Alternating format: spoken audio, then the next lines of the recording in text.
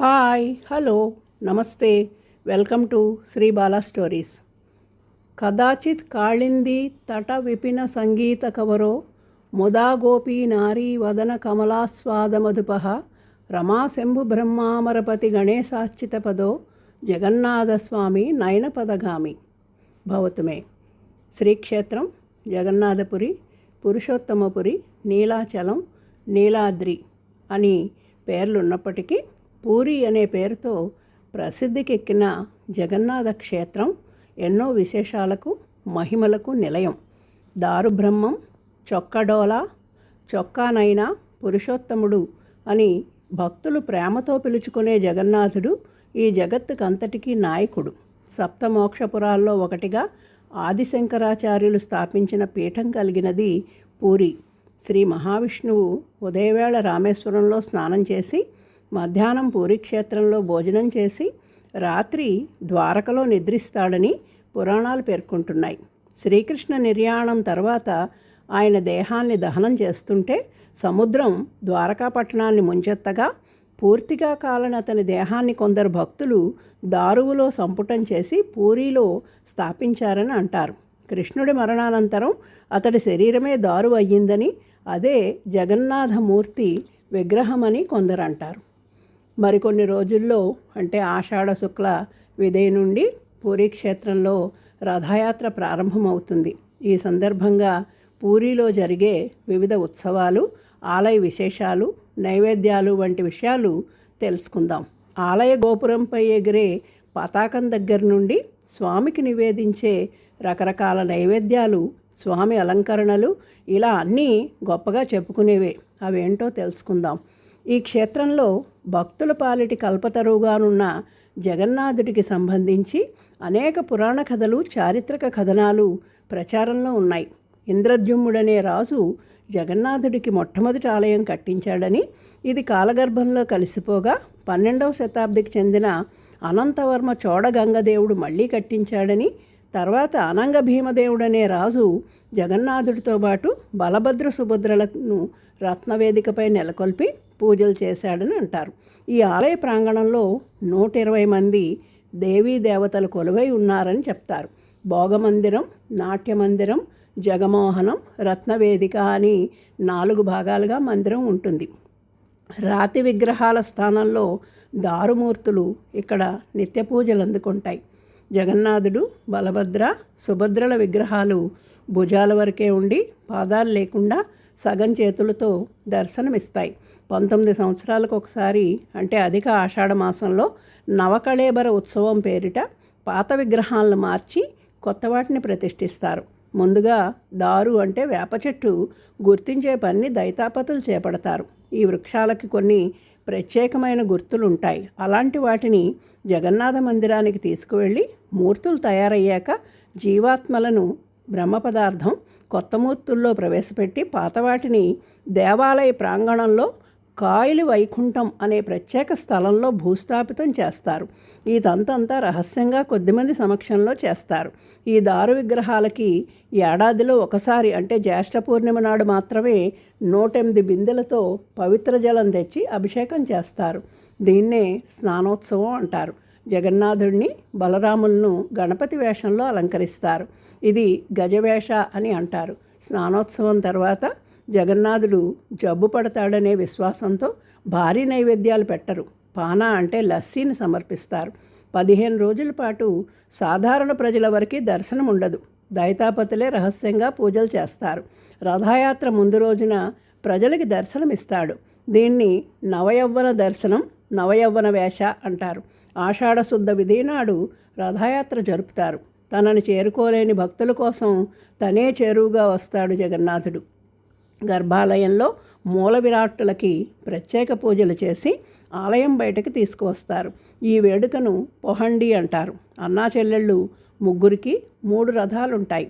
16 చక్రాలు, 44.2 అడుగుల ఎత్తుతో ఎరుపు, పసుపు వస్త్రాలతో అలంకరింపబడి దారుకుడు సారథిగా త్రైలోక్యమోహిని అనే పేరుగల కలశంతో ఉన్న జగన్నాథుడి రథం పేరు నందిఘోషు. రథంలో రక్షకుడితో పాటు 8 మంది అధిష్టాన దేవతల విగ్రహాలు ఉంచుతారు. రథాన్ని లాగే తాడుకి శంఖచూడ అని పేరు. తాళధ్వజమనే పేరుగల బలభద్రుడి రథం 14 చక్రాలతో 43.3 అడుగుల ఎత్తు, ఎరుపు ఆకుపచ్చ వస్త్రాలతో అలంకరింపబడి ఉంటుంది. రథకలశం పేరు ఉండని, సారథి మాతలి, రథాన్ని లాగే తాడు పేరు వాసుకి.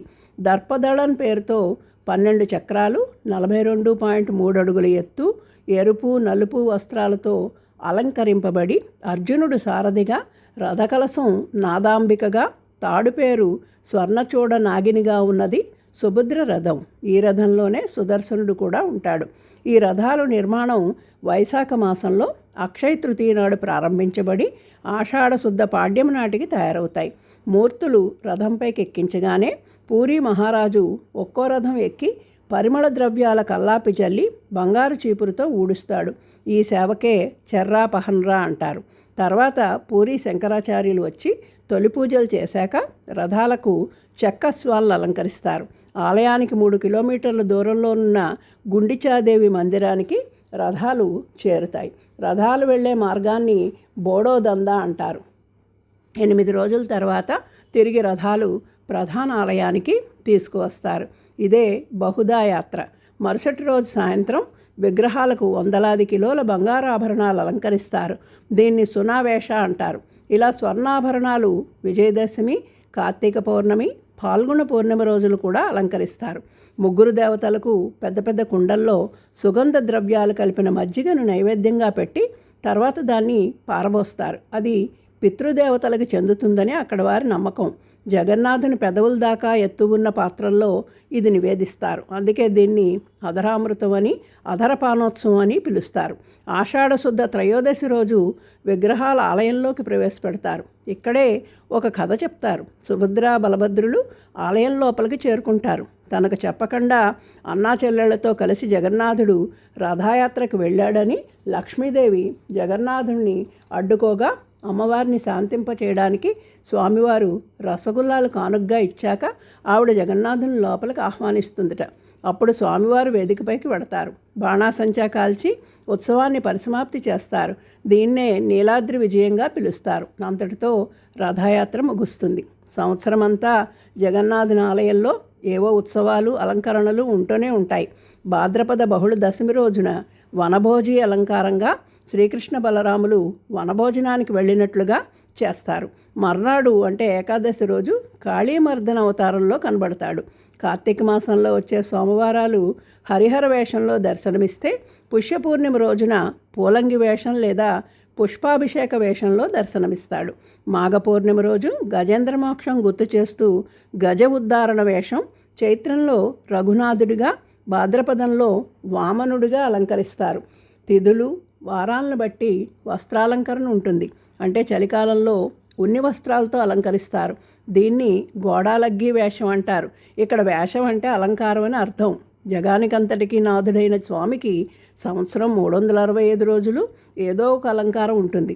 ఇక నైవేద్యాల విషయానికి వస్తే జగన్నాథుడి వంటగది ప్రత్యేకం. రోజు 56 రకాల వంటకాలను స్వామివారికి నివేదిస్తారు. ఎన్నో జాగ్రత్తలు, ఆచారాలు పాటిస్తూ కేవలం మట్టి కుండల్లోనే కట్టెల పొయ్యపై వండుతారు. ఒకసారి వాడిన కుండలు మళ్ళీ వాడరు. వంటకు నీళ్లు సైతం వంటశాల ప్రాంగణంలో ఉన్న గంగా యమున బావుల నుండి తీసుకువస్తారు. 7 కుండలను ఒకదానిపై ఒకటి ఉంచి వండుతారు. అన్నిటికంటే పైనున్న కుండలో పదార్థాలు చక్కగా ఉడకడం ఒక విశేషం. జగన్నాథుడికి ప్రసాదాలు నైవేద్యం పెట్టాక ప్రధానాలయ ప్రాంగణంలో ఉన్న విమలాదేవి అనే అమ్మవారికి నివేదించాకే అది మహాప్రసాదం అవుతుందని భక్తుల విశ్వాసం. తర్వాత దీన్ని ఆనంద బజార్ అనే పేరు గల ప్రసాద విక్రయశాలకి పంపిస్తారు. ఉదయం 8:30కి గోపాల వల్లభ భోగ్ అంటే అల్పాహారం, 10 గంటలకు సకల ధూపభోగ్, 11 గంటలకు భోగమండప భోగ్, మధ్యాహ్నం 12:30 గంటలకు 40 వంటకాలతో మహానైవేద్యంగా మధ్యాహ్న ధూపభోగ్, సాయంత్రం 6:30కి సంధ్యా ధూప్ భోగ్, రాత్రి 11 గంటలకి బడా సింగార భోగ్ అని 6 సార్లు జగన్నాథుడికి నైవేద్యాలు సమర్పిస్తారు. జగన్నాథుని ఆలయ శిఖరంపై కనిపించే సుదర్శన చక్రాన్ని నీలచక్రం అని పేరు.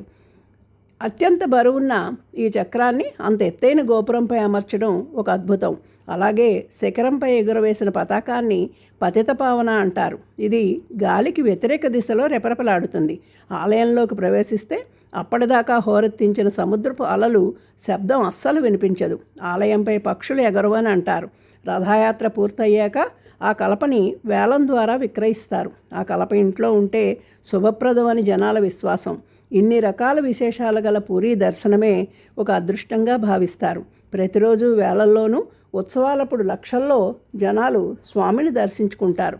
జగన్నాథుడు అందరివాడు కాబట్టే రాజు పేద తేడా లేకుండా అందరూ ఒకేలా దర్శనం చేసుకుంటారు. ఇక్కడ ప్రత్యేక దర్శనాలు లాంటివి ఉండవు. విపరీతమైన రద్దీ రోజుల్లో ఆలయ సిబ్బంది భక్తులను క్యూ లైన్లలో ప్రవేశించేలా చేస్తే బాగుంటుంది అని నా ఉద్దేశం.